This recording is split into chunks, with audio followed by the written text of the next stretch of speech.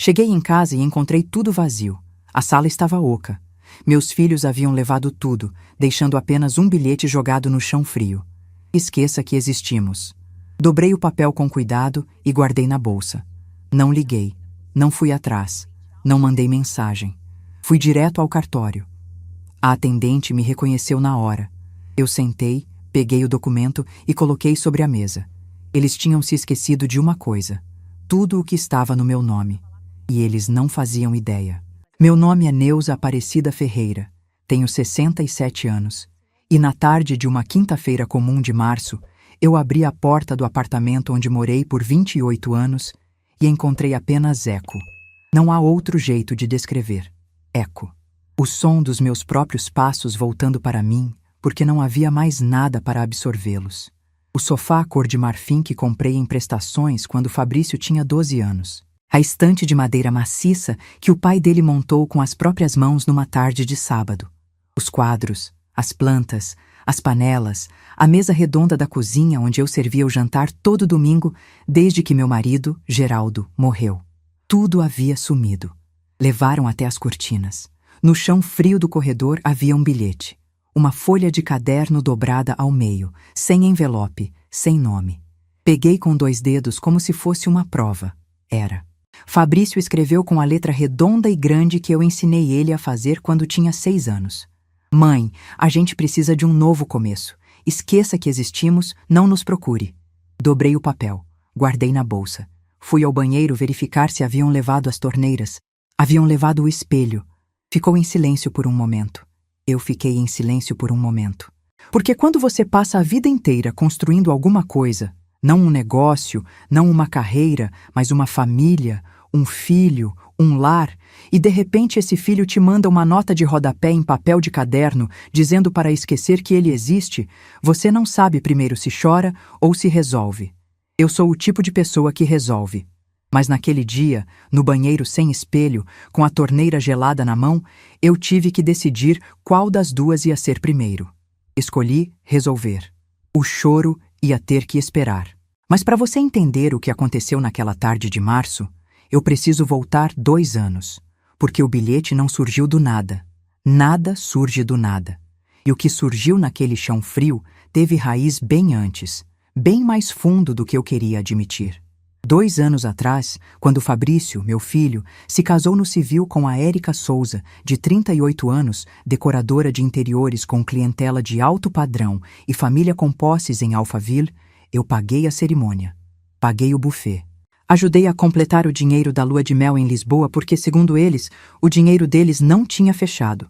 Achei que estava sendo mãe. Hoje eu sei que estava sendo testada. Érica nunca me chamou de mãe. Nunca me chamou de Dona Neuza. Me chamava de você quando falava diretamente comigo, o que era raro. Na maioria das vezes ela falava sobre mim com Fabrício como se eu não estivesse no mesmo cômodo.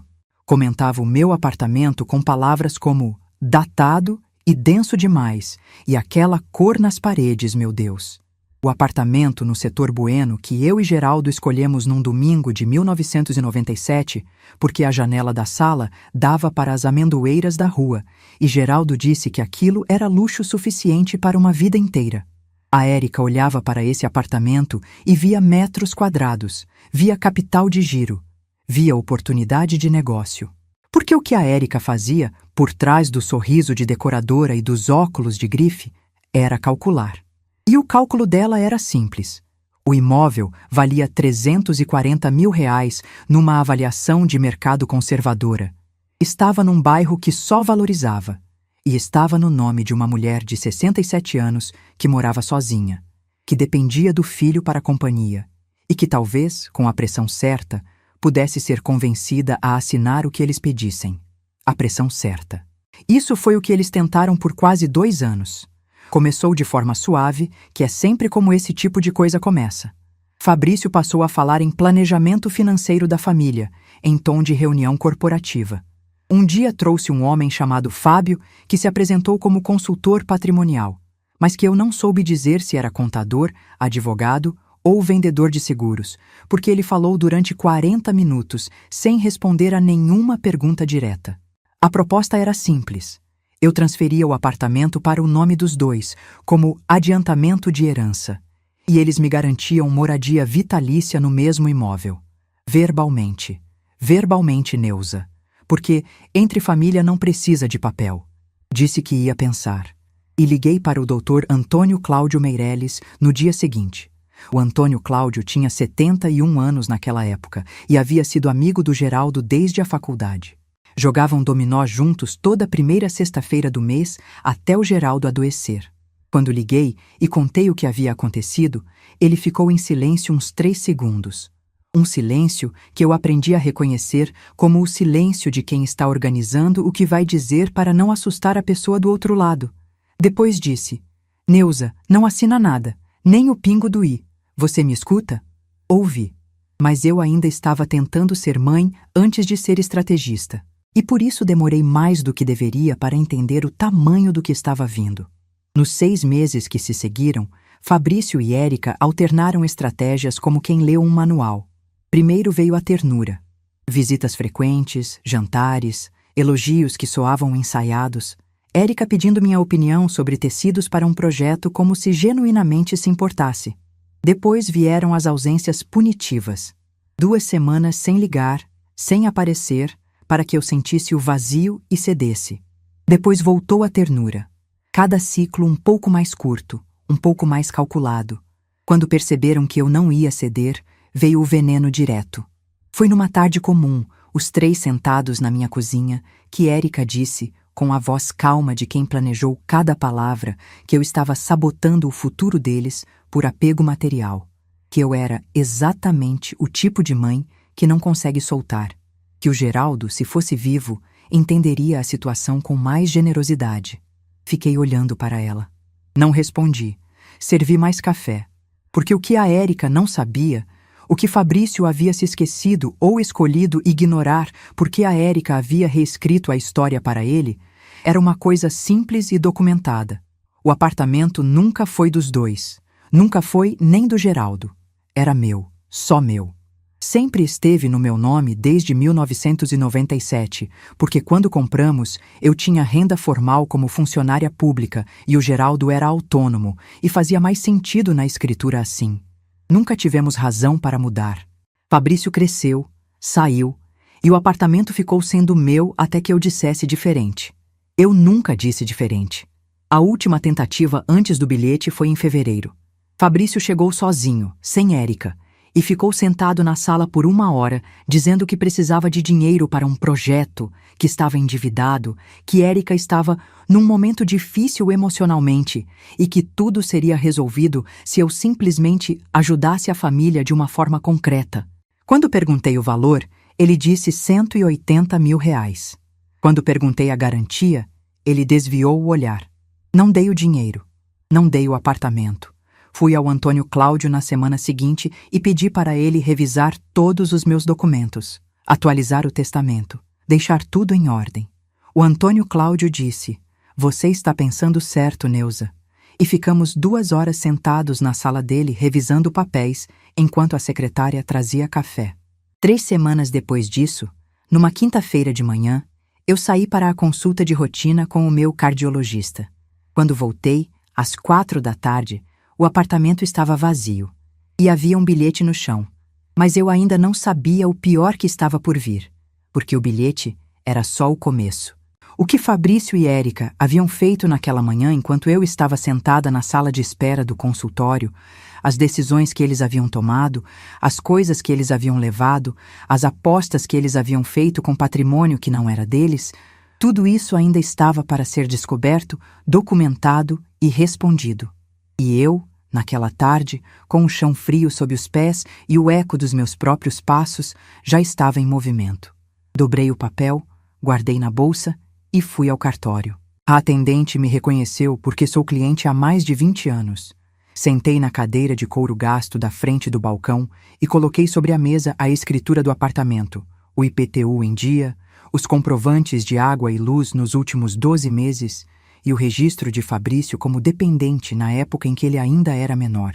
Documentos que eu havia reunido naquele envelope pardo na gaveta da escrivaninha por orientação do Antônio Cláudio, 3 semanas antes. Como se eu soubesse. como se alguma parte de mim soubesse. A atendente olhou os papéis. Olhou para mim. Disse: "A senhora quer fazer o quê?" Disse: "Quero registrar que esse imóvel é meu e que foi esvaziado sem a minha autorização." Ela digitou alguma coisa. Depois disse, com a voz baixa de quem está escolhendo bem as palavras: "A senhora sabe que o que eles fizeram tem nome jurídico, né?" Sabia. O Antônio Cláudio tinha me explicado tudo. Saí do cartório com o protocolo na mão, liguei para o Antônio Cláudio do estacionamento mesmo, ainda de pé ao lado do carro, e contei tudo. Ele ficou quieto naquele silêncio de 3 segundos e disse: "Vem aqui amanhã de manhã, às 9, traz tudo o que você tem." Naquela noite fiquei no apartamento vazio. Sentei no chão da sala porque não havia mais cadeira. Encostei as costas na parede e fiquei olhando para o espaço onde o sofá ficava. Não chorei.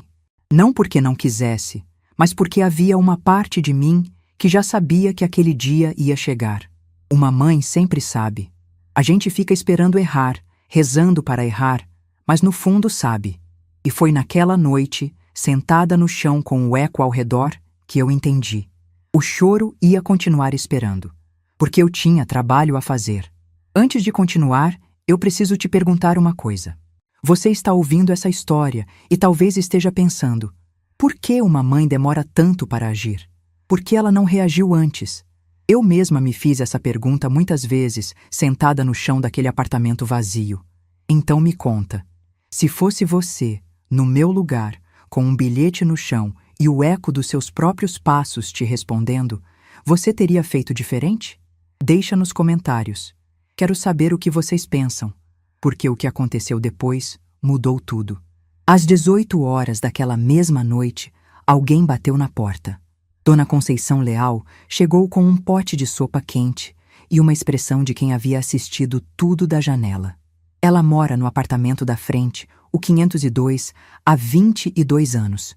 É aposentada do magistério, tem 64 anos e aquela clareza sobre os outros que a maioria das pessoas só desenvolve depois de décadas dando aula para adolescente. Quando ela entra num cômodo, você sente que alguém competente acabou de chegar. Deixei ela entrar.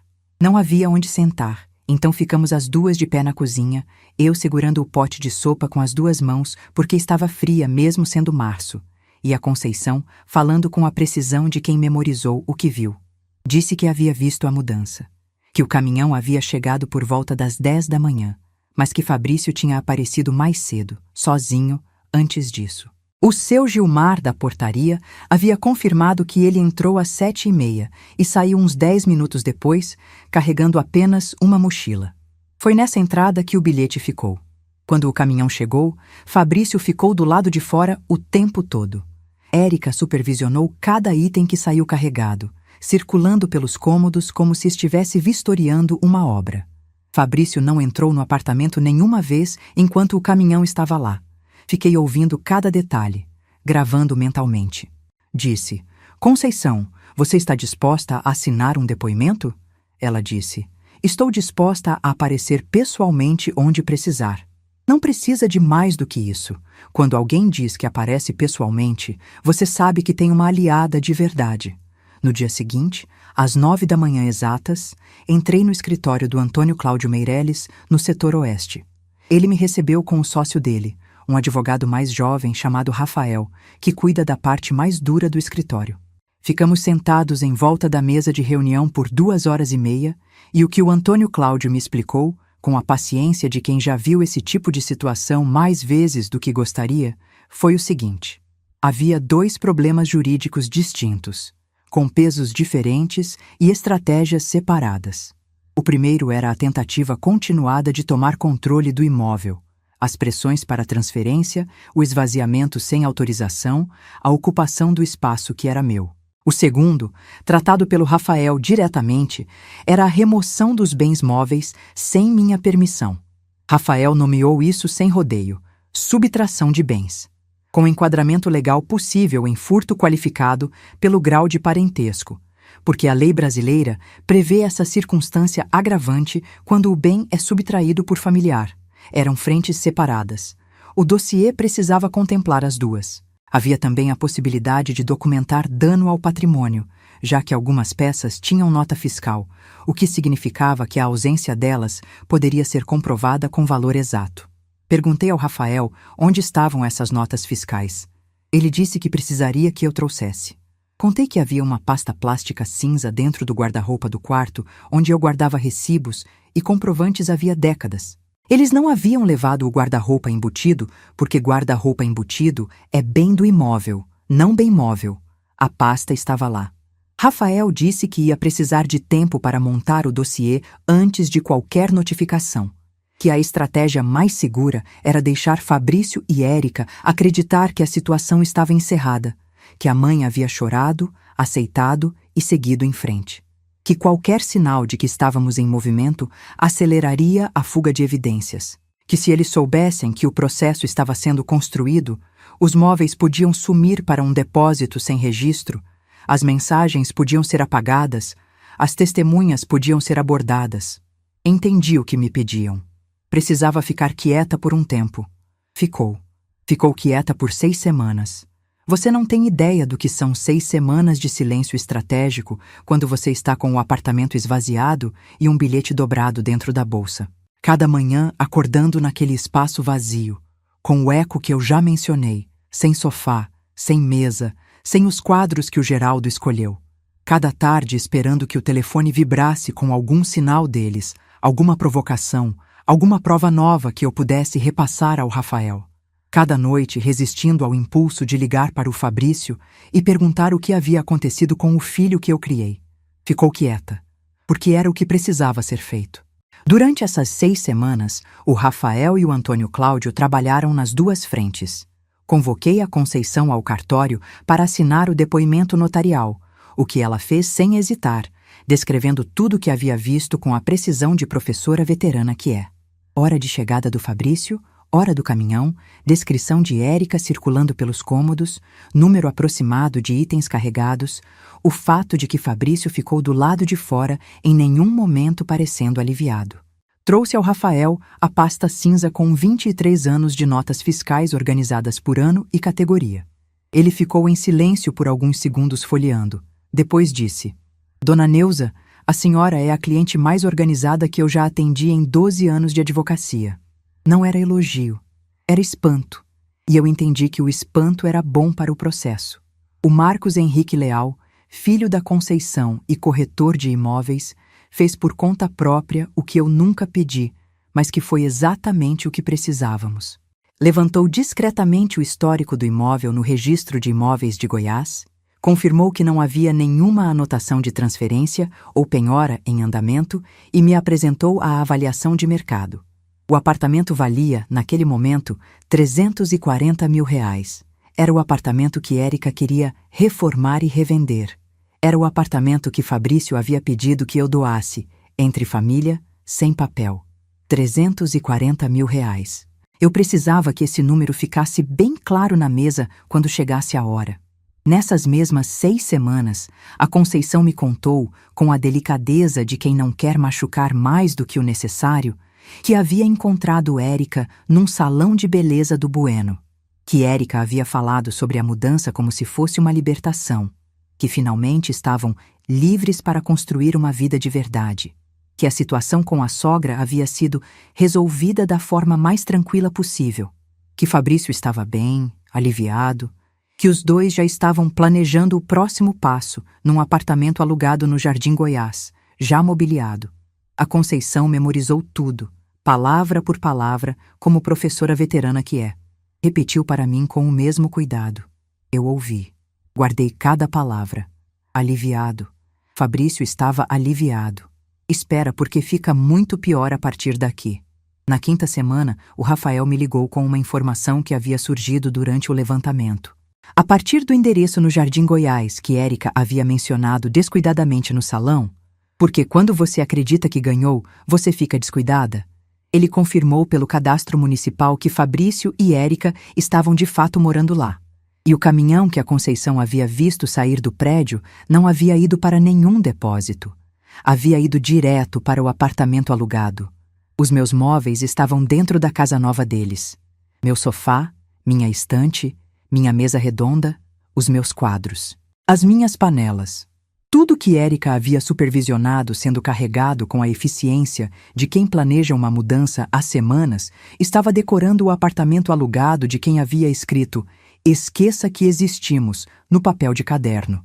Quando o Rafael me contou isso, fiquei em silêncio por um momento. Não de choque, de confirmação.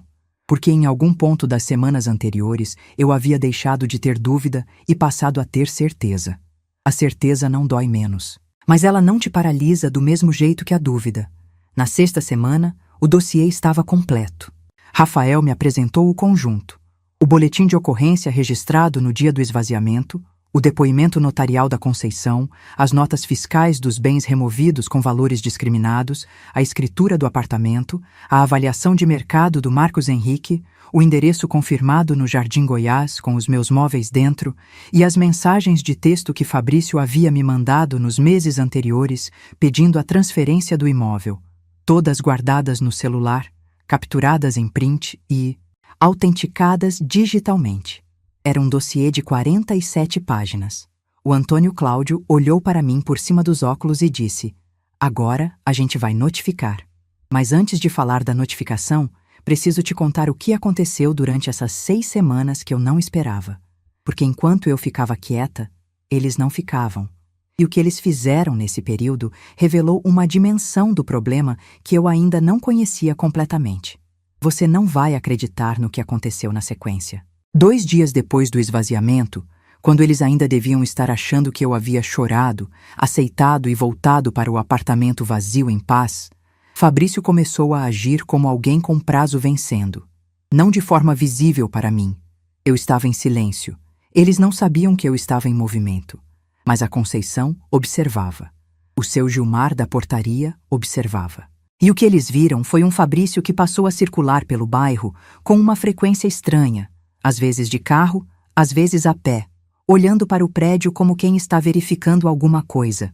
A Conceição me disse depois que num desses dias ele havia parado o carro na frente do prédio e ficado sentado lá por quase 20 minutos sem sair. O seu Gilmar foi até o carro para verificar. Fabrício disse que estava só passando. Foi embora. Eu soube o que aquilo significava depois, quando o Rafael revelou a informação que mudou toda a dimensão do caso. Durante o levantamento financeiro feito para construir a defesa contra o que estava por vir, havia aparecido uma informação sobre as dívidas de Fabrício que eu não conhecia. 2 anos antes, ele havia firmado um contrato particular de mútuo com um investidor privado. R$92 mil, com uma cláusula de garantia patrimonial redigida de forma vaga, mencionando bens imóveis a serem regularizados. O prazo de pagamento desse contrato vencia em menos de 3 semanas a partir do dia em que o Rafael me ligou. Fiquei parada com o telefone na mão por alguns segundos depois que ele terminou de explicar. Fabrício não havia feito aquilo por desespero emocional. Havia feito por desespero financeiro. Havia apostado um patrimônio que não era dele, em cima de uma transferência que eu nunca havia prometido, dentro de um prazo que estava se fechando como uma porta. O bilhete, a mudança às pressas, a Érica supervisionando cada item como quem está dentro de um cronograma. Não era crueldade calculada a frio. Era um homem afogando e puxando tudo o que encontrava para tentar chegar à superfície. Entender isso não mudou o que estava sendo feito. Mas mudou alguma coisa dentro de mim que eu não consigo nomear completamente. Porque uma mãe nunca para de ser mãe, mesmo quando o filho faz o que o Fabrício fez. Você dói de um jeito diferente quando entende a extensão do desespero. Você não perdoa mais fácil. Você apenas dói diferente. O Antônio Cláudio me explicou o que aquilo significava na prática. Fabrício não estava apenas sem o apartamento, que nunca foi dele para começar. Estava sem garantia para uma dívida quase vencida, sem imóvel próprio, num apartamento alugado, com uma esposa cujos pais, segundo o que o Rafael havia apurado, já haviam negado ajuda financeira ao casal 2 vezes nos últimos 6 meses. A posição deles era muito mais frágil do que eles estavam demonstrando. A questão agora, o Antônio Cláudio disse, com a calma de quem nunca precisou levantar a voz para ser respeitado, é como você quer encerrar isso. Perguntei o que ele recomendava. Disse que havia 2 opções. Aguardar o processo pelos canais normais, o que poderia levar meses e exporia tudo publicamente, ou antecipar com uma audiência de conciliação formal, onde o acordo fosse registrado em cartório e Fabrício assinasse, na presença de testemunhas, um termo reconhecendo a titularidade exclusiva do imóvel e a obrigação de devolver todos os bens removidos, avaliados e listados com perito presente. Fiquei quieta por uns 5 segundos. Disse: "Quero a audiência." Mas antes da audiência, havia um passo que o Antônio Cláudio chamou de uísco. Precisávamos que eles acreditassem, até o último momento possível, que a situação estava sob controle deles, que eu havia contratado advogado por insistência, mas que estava aberta à conversa, que havia uma janela de resolução amigável genuinamente disponível, desde que eles viessem até a mesa. Foi por isso que, antes de qualquer notificação formal, o Antônio Cláudio enviou uma carta simples, não ameaçadora, não litigante, dizendo apenas que eu estava disposta a tratar o assunto com maturidade e objetividade e que gostaria de agendar uma reunião para encontrar uma solução que atendesse às partes. Era uma isca. E eles mordem a isca. A notificação extrajudicial chegou para Fabrício numa manhã de segunda-feira, por oficial de cartório, no endereço do apartamento do Jardim Goiás. O oficial me ligou para confirmar o recebimento. Fabrício assinou o aviso de entrega às 10h17 da manhã. Às 10h42, ele me mandou mensagem pela primeira vez em 6 semanas. Não respondi. Estava sentada na sala do meu apartamento, no chão, encostada na parede, tomando café numa caneca que a Conceição havia me dado de presente, olhando para o espaço onde o sofá ficava. Deixei o telefone vibrar. O que aconteceu depois foi em 3 fases, como se eles tivessem ensaiado, o que provavelmente é verdade. A primeira fase foi a da culpa. Fabrício ligou 16 vezes num mesmo dia, quando eu finalmente atendi, na 17ª chamada, porque o Antônio Cláudio havia me dito que atender era importante para a documentação, que o conteúdo das ligações podia ser relevante. Ele usou um tom que eu não ouvia desde que ele tinha 12 anos e havia quebrado a janela do vizinho. Aquela mistura de desculpa e acusação, onde a culpa vai sendo transferida aos poucos, tão devagar que você quase não percebe se não estiver prestando atenção. Disse que havia sido um momento de desespero, que Érica estava em colapso emocional por causa das dívidas, que ele não sabia o que estava fazendo, que eu havia forçado a situação ao me recusar a ajudar, que qualquer mãe de verdade teria entendido. Gravei a ligação. O Rafael havia me ensinado a fazer isso com o aplicativo nativo do celular, dentro da lei. Gravei e depois fui ao escritório do Rafael naquela mesma tarde e transferi o arquivo. Fica comigo, porque o que vem agora vai te deixar sem palavras. A segunda fase foi a da ameaça. 2 dias depois da notificação, um advogado que eu nunca havia ouvido falar, um homem chamado Dr. Valdemar Teixeira Neto, com escritório no setor oeste, me mandou uma correspondência formal alegando que Fabrício havia contribuído financeiramente para a manutenção do imóvel durante anos e que tinha, portanto, direito à parte do patrimônio. A carta terminava sugerindo que uma resolução amigável seria do interesse de todas as partes. Levei ao Antônio Cláudio. Ele leu, ajeitou os óculos e disse com aquela calma que é a calma de um homem que já ganhou muita causa: "Neuza, esse homem está apostando que você tem medo de processo." Perguntei se havia base legal. Disse que não havia. Os comprovantes de IPTU, condomínio, água e luz eram todos em meu nome, pagos da minha conta corrente, e a tese adversária era construída em cima de nada verificável. Se eles entram com isso, a gente produz 10 anos de extrato bancário em 24 horas. Mas a carta me abalou. Não vou mentir. 2 dias com ela dentro da cabeça, lendo e relendo os parágrafos como se fossem uma ameaça existencial.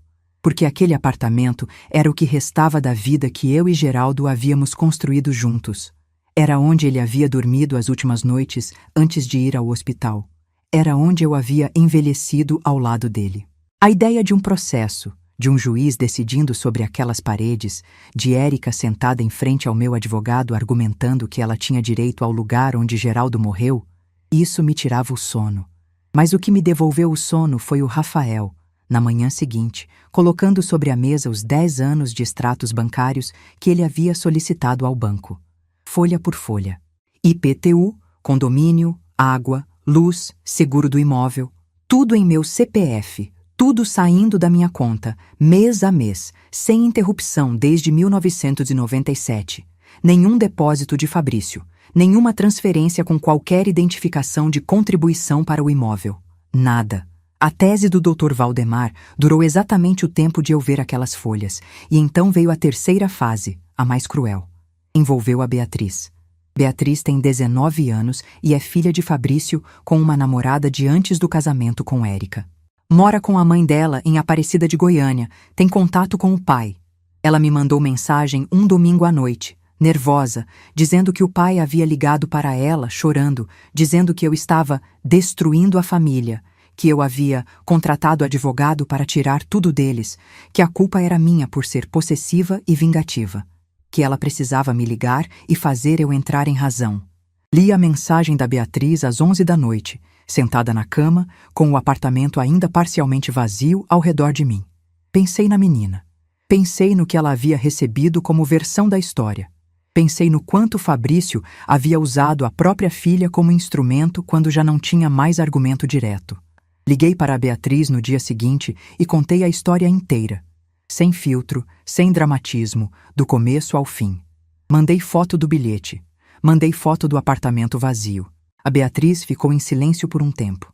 Depois disse, com a voz de quem está tentando processar duas versões ao mesmo tempo: "Mas, vó, por que a senhora nunca tinha me contado nada disso antes? Eu vi o pai e a Érica várias vezes nesses meses e ninguém falou." Era uma pergunta justa. Respirei fundo. Disse, porque eu ainda estava esperando errar, Beatriz. Uma mãe fica esperando provar para ela mesma que está enganada. Eu não queria que você ficasse no meio. Ela ficou em silêncio de novo. Depois disse, "Vó, me desculpa." Eu disse que ela não tinha nada para se desculpar.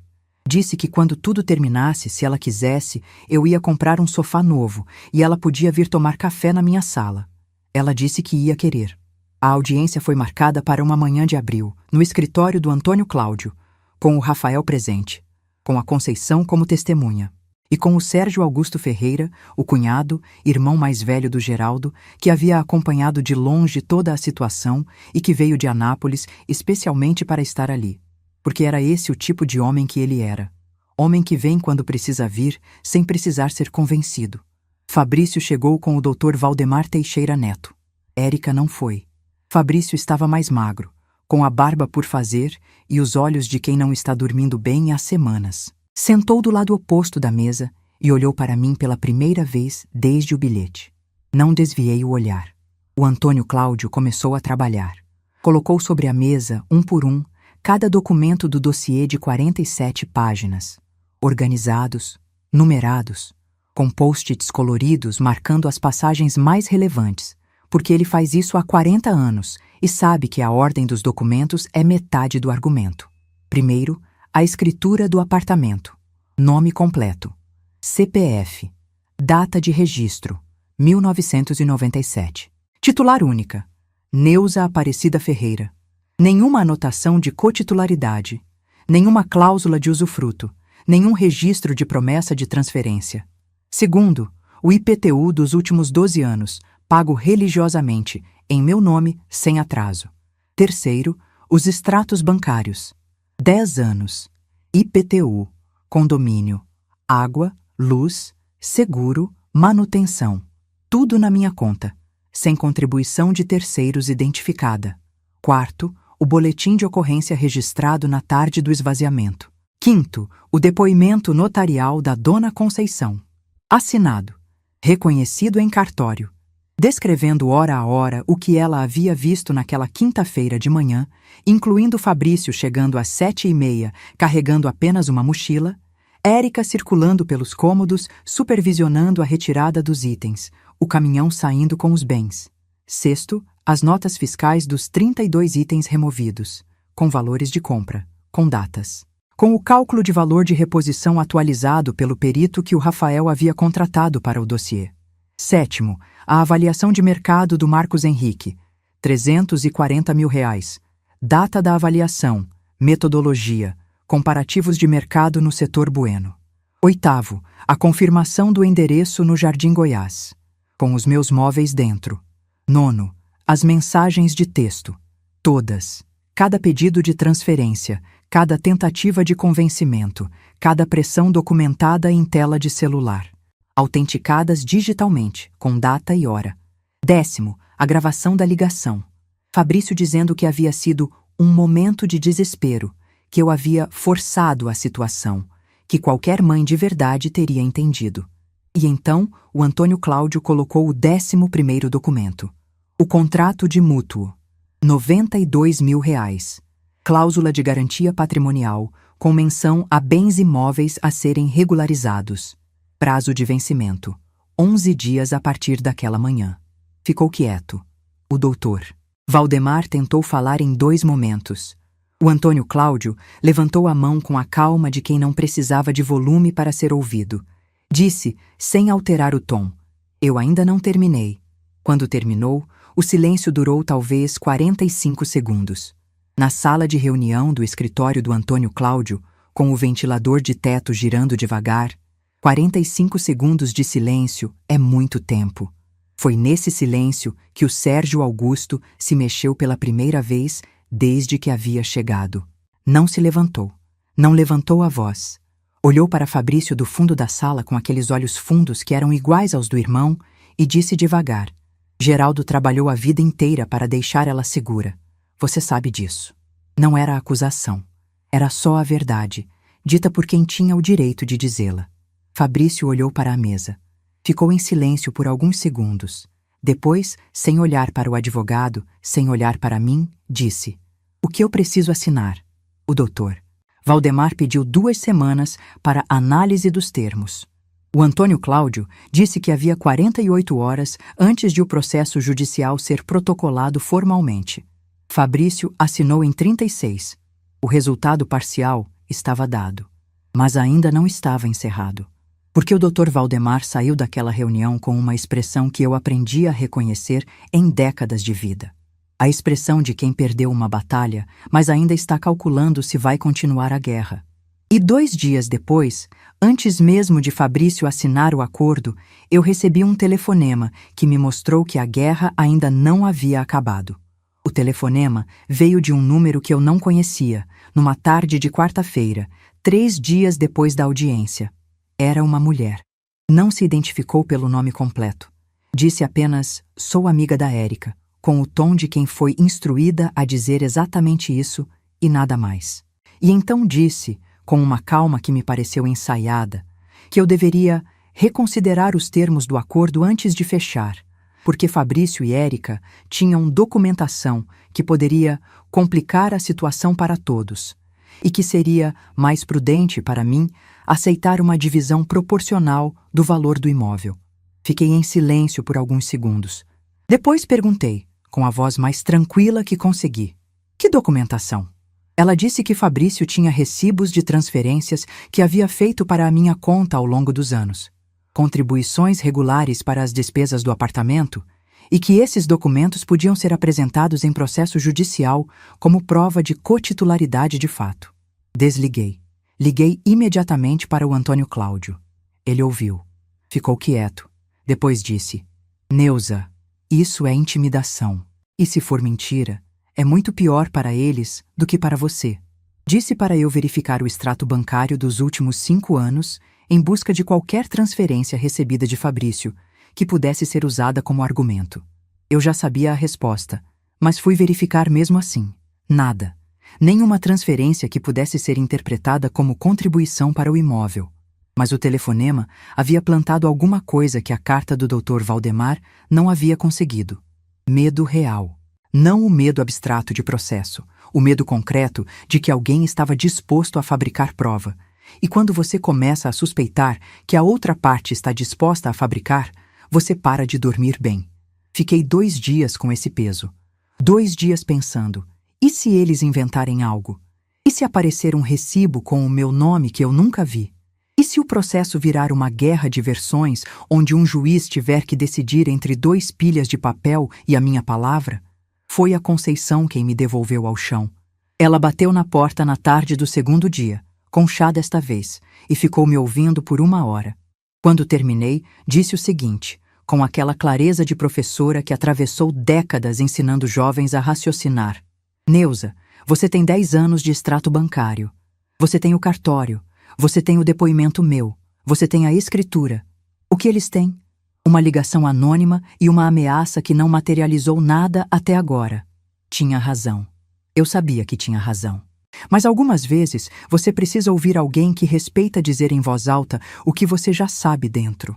Liguei para o Antônio Cláudio na manhã seguinte e disse que queria registrar a tentativa de intimidação formalmente. Ele disse que era possível e recomendável. O número do telefone podia ser rastreado e o conteúdo da ligação, que eu havia gravado reflexivamente com o aplicativo que o Rafael havia me ensinado a usar, servia como prova do padrão de comportamento da outra parte. Mas foi nessa mesma ligação com o Antônio Cláudio que ele me revelou a informação que eu ainda não tinha. Durante as verificações feitas pelo Rafael nos dias após a primeira audiência, havia aparecido algo sobre a Érica que mudava a dimensão do que estava acontecendo. O Rafael havia descoberto que Érica, nos 3 meses anteriores ao esvaziamento do apartamento, havia movimentado bens próprios de forma incomum. 2 equipamentos de decoração de alto valor, uma cortadeira a laser e uma mesa digitalizadora importada, ambas usadas no trabalho de decoração dela e compradas com nota fiscal em nome do CNPJ do ateliê dela, haviam sido registrados em nome da mãe de Érica, 2 meses antes do esvaziamento. A transferência havia sido feita por contrato particular, com valor declarado muito abaixo do mercado. O Rafael suspeitava que havia uma blindagem patrimonial em andamento antes do processo. Que Érica, com mais experiência com contratos e patrimônio do que Fabrício, havia previsto a possibilidade de resposta legal e havia começado a se proteger antes. Quando o Antônio Cláudio me contou isso, entendi algo que eu havia sentido, mas não formulado. Érica havia sido a arquiteta. Fabrício havia sido o braço. E Érica já estava saindo do barco antes de o barco afundar. A pergunta era, ela ia sair sozinha? O Rafael havia rastreado as redes sociais de Érica nos dias após a audiência. Em menos de 48 horas depois da reunião no escritório do Antônio Cláudio, o perfil dela havia sido colocado em modo privado. As fotos do apartamento do Jardim Goiás, que ela havia postado orgulhosamente nas semanas anteriores, fotos dos cômodos decorados com os meus móveis, com hashtags de decoração e tags de marcas, haviam sido apagadas. Érica sabia que as fotos eram prova, e estava tentando apagar a prova. Tarde demais. O Rafael havia feito capturas de tela autenticadas no dia da primeira audiência, por precaução. Cada foto estava no dossiê. Com data, com hora, com localização geográfica marcada nas próprias fotos. A virada estratégica que o Antônio Cláudio me apresentou naquele momento foi o que ele chamou, com o humor seco de homem que passou 4 décadas em direito de família, de a última peça. Com a tentativa de intimidação registrada, com a evidência de blindagem patrimonial da Érica documentada, e com as fotos autenticadas mostrando os meus bens no apartamento deles, o dossiê havia crescido além do acordo de conciliação original. Havia agora material suficiente para um processo que não envolvia apenas a devolução dos bens e o reconhecimento da titularidade do imóvel. Havia material para a responsabilização direta da Érica na condução do esvaziamento.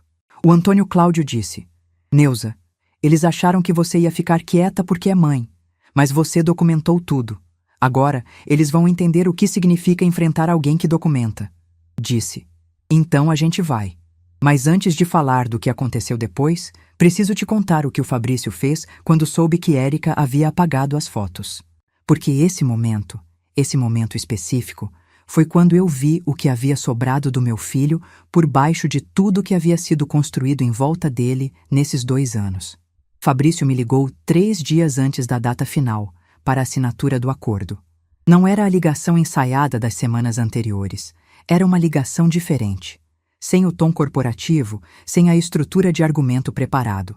Era a voz de alguém que havia dormido pouco e estava na beirada de alguma coisa que precisava dizer antes de não conseguir mais dizer. Ele disse que sabia que a Érica havia apagado as fotos. que havia descoberto quando o Rafael, por orientação do Antônio Cláudio, havia notificado formalmente que as capturas autenticadas estavam no dossiê e seriam apresentadas em processo se o acordo não fosse concluído nos termos estabelecidos. Que quando mostrou a notificação para a Érica, ela havia dito que era problema dele resolver e que ela já tinha advogado próprio agora. Ficou em silêncio por alguns segundos depois de dizer isso. Depois disse: "Mãe, eu sei que não tem conserto o que eu fiz.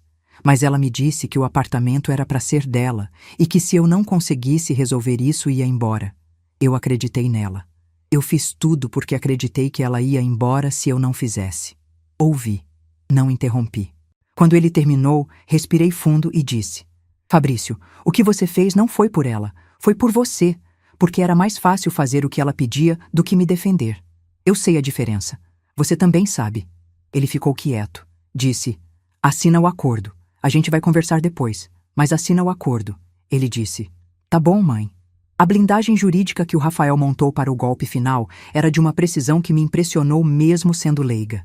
O acordo de conciliação havia crescido das suas versões iniciais para incluir, além da devolução integral dos bens e do reconhecimento da titularidade do imóvel, a responsabilização solidária de Fabrício e Érica pela tentativa de intimidação, documentada na gravação e no número rastreado, a apresentação das capturas autenticadas das redes sociais como prova de consciência sobre a posse dos bens, e uma cláusula de multa contratual de 20% do valor avaliado do imóvel em caso de descumprimento de qualquer item do acordo. 20% de R$340 mil é R$68 mil. Fabrício assinou ciente desse número. Havia também, por orientação do Rafael, uma notificação separada à junta comercial sobre a movimentação de bens do ateliê da Érica para o nome da mãe, apontando possível diluição patrimonial pré-processual. Essa notificação foi protocolada independentemente do acordo de conciliação. Era uma peça autônoma que seguiria seu curso independentemente do que Fabrício assinasse. Érica soube da notificação pelo advogado dela na véspera da data de assinatura do acordo. O Rafael me contou o que aconteceu nessa tarde pelo telefone, com a objetividade de quem está narrando um fato técnico, mas que não consegue esconder completamente que achou interessante. Disse que o advogado da Érica havia ligado para o escritório do Antônio Cláudio pedindo com urgência uma conversa informal antes de qualquer procedimento adicional. O Antônio Cláudio havia dito que conversas informais naquele momento só aconteceriam com a assinatura do acordo principal em mãos. O advogado da Érica havia desligado. Ligado de volta 20 minutos depois. Perguntado se havia possibilidade de retirar a notificação à junta comercial mediante o cumprimento integral do acordo. O Antônio Cláudio havia dito que isso era uma questão a ser discutida na mesma mesa onde o acordo fosse assinado. O confronto final aconteceu numa manhã de quinta-feira, no mesmo escritório do Antônio Cláudio. Desta vez, Érica estava presente. Chegou com o advogado dela, um homem mais jovem que o Dr. Valdemar que eu nunca havia visto, e sentou do mesmo lado que Fabrício pela primeira vez em semanas. Olharam um para o outro antes de sentar com a estranheza de dois estranhos que um dia foram casados. Eu estava sentada do outro lado, o Antônio Cláudio à minha direita, Rafael à minha esquerda, a Conceição ao fundo, como testemunha. O Sérgio Augusto havia vindo de Anápolis novamente, não porque eu havia pedido, mas porque o Sérgio Augusto era esse tipo de homem. O Antônio Cláudio abriu a sessão apresentando a versão final do acordo. Leu cada cláusula em voz alta, devagar, sem pular um ponto. A titularidade do imóvel, reconhecida e registrada. A devolução integral dos 32 bens listados, com data e hora, com perito presente. A multa contratual, de 20%. A gravação e as capturas de tela como anexos permanentes do acordo registrado em cartório. A cláusula que proibia qualquer ação judicial futura relacionada ao imóvel baseada nos argumentos já apresentados e refutados. Então Rafael apresentou a notificação à junta comercial, descrevendo os bens transferidos e as datas. Colocou sobre a mesa a documentação da cortadeira a laser e da mesa digitalizadora.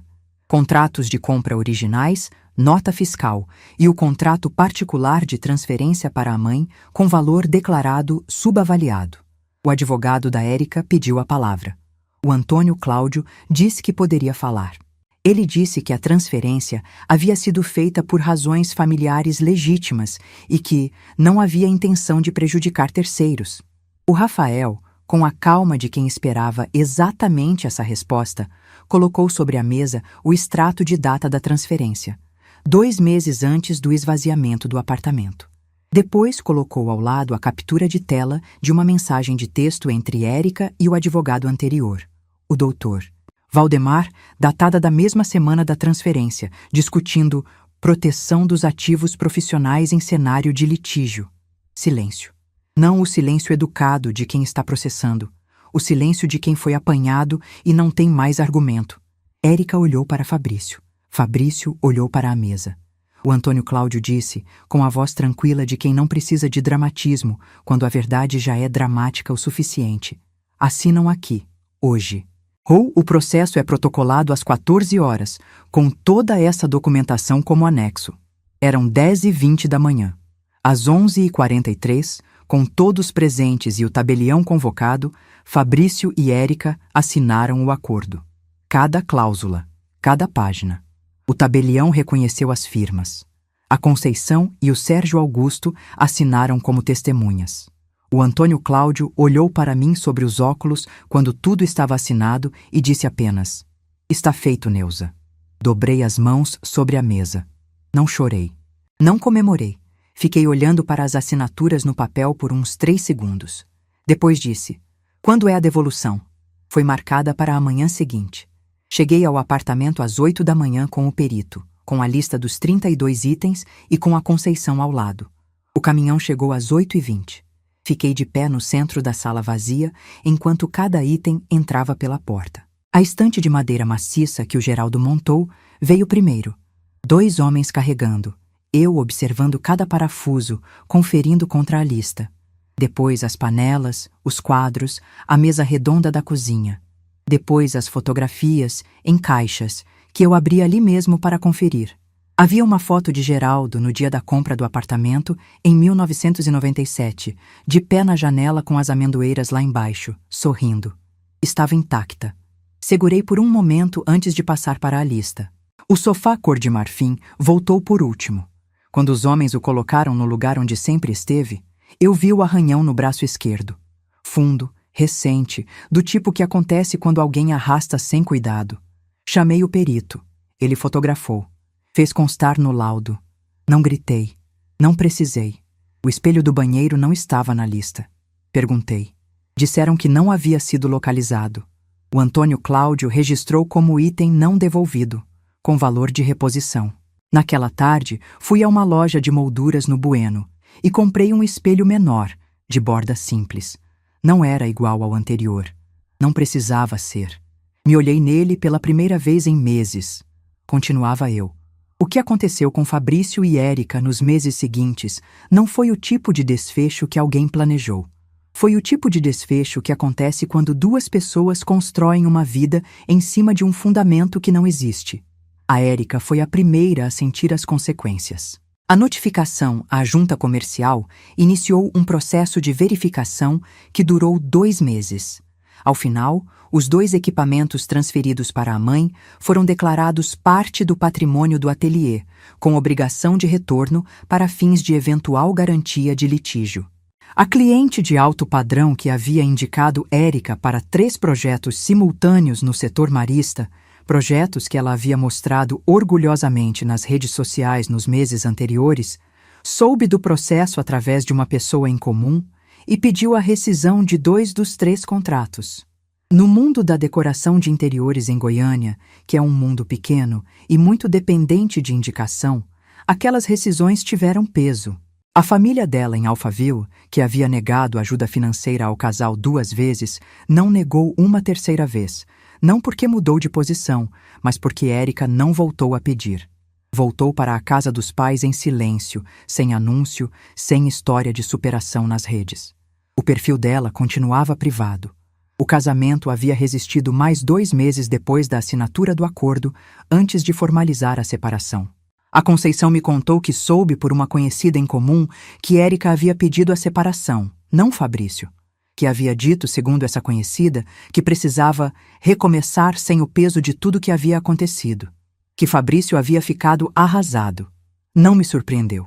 Era o desfecho de uma história que havia começado quando alguém decidiu que ele era um instrumento e não um parceiro. Fabrício estava morando num quarto alugado no setor leste. Havia renegociado o contrato de mútuo com parcelamento em 36 vezes, o que significava que por 3 anos a maior parte do que ele ganhava ia para a renegociação, e havia pedido transferência para uma filial da construtora em Brasília. A transferência foi aprovada. O doutor Valdemar Teixeira Neto, soube depois pelo Antônio Cláudio, havia sido substituído pela Érica por um advogado próprio antes mesmo da assinatura final do acordo.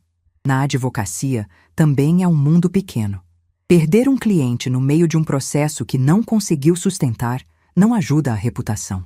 A Conceição me contou, com o cuidado de sempre, que havia visto o apartamento do Jardim Goiás sendo devolvido ao locador 2 meses após a assinatura. O caminhão havia chegado de manhã cedo. Os móveis que saíram eram os que eles haviam comprado antes, porque os meus haviam voltado para mim. Saíram em caixas, em sacolas, na velocidade de quem está encerrando uma fase que não deu certo e precisa fechar rápido para não sentir demais. O locador alugou o apartamento novamente em 3 semanas. A vida continua para os espaços, mesmo quando não continua para quem os habitou. Quanto a mim, a minha vida ficou mais simples, mais honesta. O apartamento do setor Bueno voltou a ser o que sempre havia sido, meu, com o sofá no lugar, com a estante que o Geraldo montou, com a mesa redonda na cozinha, com o arranhão no braço do sofá que o perito fotografou e que eu decidi não mandar consertar, porque às vezes as marcas ficam e está tudo bem. Comprei o sofá novo mesmo assim, não para substituir o marfim, mas para o quarto de hóspedes que eu havia decidido que queria ter. Um quarto arrumado, com colcha nova e um abajur que eu escolhi porque gostei da cor. Para quando a Beatriz viesse. Para quando eu quisesse. A Beatriz veio numa tarde de maio. Trouxe flores. Ficou 2 horas. Tomamos café no sofá novo que escolhi. Cor de areia, porque gostei quando vi na loja e não precisei de nenhuma outra razão. Conversamos sobre o futuro dela, sobre a faculdade, sobre o avô Geraldo que ela mal conheceu, mas sobre quem eu tenho histórias suficientes para contar por anos. Em julho, fiz uma viagem que eu havia adiado por mais de 5 anos. Fui a Gramado com a Conceição, que havia ganhado do filho Marcos Henrique as passagens como presente de aniversário e me convidou para dividir a hospedagem. Ficamos 4 dias. Caminhamos no frio. Tomamos vinho num restaurante com lareira que a Conceição escolheu. Comprei um cachecol de lã, que não era necessário, e usei todos os dias. Voltei de Gramado com o cachecol e com aquela leveza específica de quem ficou fora de casa por alguns dias e voltou para um lugar que é genuinamente seu. O apartamento cheirava ao café que eu havia deixado na garrafa térmica antes de sair. Entrei, coloquei a mala no quarto, fui até a janela da sala. As amendoeiras da rua estavam floridas. Fabrício me ligou em junho, antes da viagem. Estava em Brasília. A ligação durou 12 minutos. Não pediu perdão com essas palavras, mas falou no tom de quem está descendo um peso que não consegue mais carregar sozinho. Falou sobre o quarto alugado, sobre o trabalho em Brasília, sobre a renegociação da dívida, sobre o quanto havia demorado para entender que havia usado a própria filha como recado. Ouvi. Não interrompi. Quando ele terminou, disse: Fabrício, eu te conheço desde antes de você existir. Sei quem você é quando você é você. Mas o que aconteceu não tem conserto com palavras numa ligação. Isso leva tempo. E tempo é o que eu não vou mais gastar fingindo que está tudo bem quando não está. Ele ficou quieto. Depois disse: Tá bom, mãe. Desliguei. Fui até a janela. A porta não está fechada para sempre. Está fechada até que ele entenda por que ela precisou ser fechada. Esse entendimento só ele pode construir. Há coisas que uma mãe faz por amor e há coisas que uma mãe faz por sobrevivência, e às vezes as duas são a mesma coisa. Proteger o que você construiu com as próprias mãos, com o dinheiro que você ganhou, com o homem que você amou e que não está mais aqui, Isso não é rancor, é respeito pelo Geraldo, por você mesma, por tudo que resistiu. O apartamento do setor Bueno está no meu nome, como sempre esteve, como sempre vai estar. Se essa história te tocou, se inscreve no canal agora. Toda semana tem uma história nova como essa. E clica na próxima que está aparecendo na tela. Ela está esperando por você.